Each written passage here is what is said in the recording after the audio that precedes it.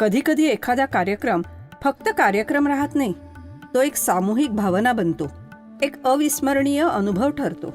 20 आणि 21 डिसेंबर 2025 यशवंतराव चव्हाण नाट्यगृहात rotary club of Pune heritage आणि 20 सहयजमान क्लब यांनी साकारलेले दुसरे रोटरी मराठी साहित्य संमेलन हा भाषेचा, विचारांचा आणि संस्कृतीचा असाच एक अविस्मरणीय उत्सव होता.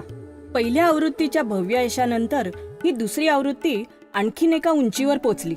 अधिक सखोल संवाद, अधिक समृद्ध सादरीकरण आणि महाराष्ट्रभरातून मिळालेला प्रचंड प्रतिसाद. संपूर्ण वेळ हाऊसफुल असलेल्या सभागृहात 2200हून अधिक साहित्य रसिक एकत्र आले. उत्साह जाणवत होता आणि अभिमानही.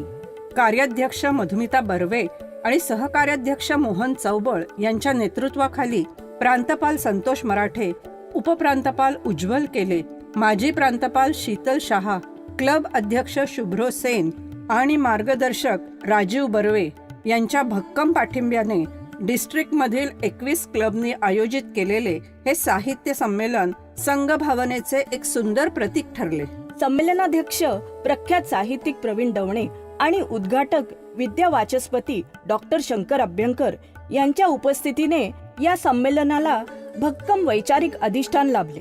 चित्रपट आणि साहित्यावरील परिसंवाद, डाव्या व उजव्या विचारसरणीचे सखोल विश्लेषण, माध्यमांची भाषा आणि साहित्यभान, रोटरी परिवारातील गझलकारांचे गझल संमेलन, डॉक्टर श्रीपाल सबनीस, अमोल पालेकर, संभाजी भिडे गुरुजी यांच्याशी झालेल्या संस्मरणीय गप्पा. प्रत्येक कार्यक्रमाने प्रेक्षकांना समृद्ध केले. हे बंध रेशमाचे हे संगीत नाटक आणि कोहम हा सांस्कृतिक कार्यक्रम यांनी शब्दांना सूर आणि भावना लाभली आणि क्षण अविस्मरणीय झाले. प्रसिद्ध अभिनेते शरद पोंक्षे यांना व्होकेशनल एक्सलन्स अवॉर्डही या निमित्ताने देण्यात आला. या संमेलनाच्या यशामागे भक्कम भागीदारी उभी होती मुख्य प्रायोजक नंदन बिल्डकॉन यांची.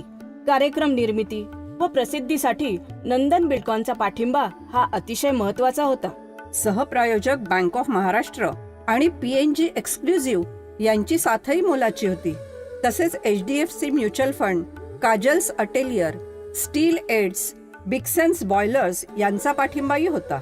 Radio partner big FM, outdoor publicity partner Revel आणि पाध्य मीडिया सर्व्हिसेस यांच्या सहकार्याने प्रिंट, रेडिओ आणि सोशल मीडियामधून मराठी साहित्याचा आवाज दूरवर पोचला.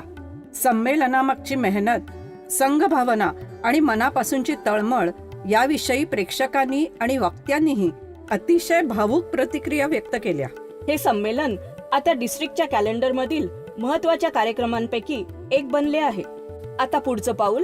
तिसरे रोटरी मराठी साहित्य संमेलन 18, 19 आणि 20 डिसेंबर 2026 रोजी आयोजित होणार आहे, ज्यामध्ये 19 डिसेंबर रोजी चिंचवड येथे संपूर्ण दिवसभराचा विशेष कार्यक्रमही असेल.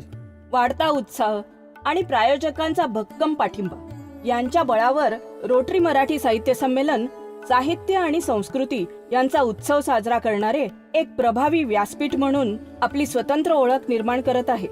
तेव्हा लवकरच पुन्हा भेटूया. 18 डिसेंबर 2026. लक्षात ठेवा, 18 डिसेंबर 2026.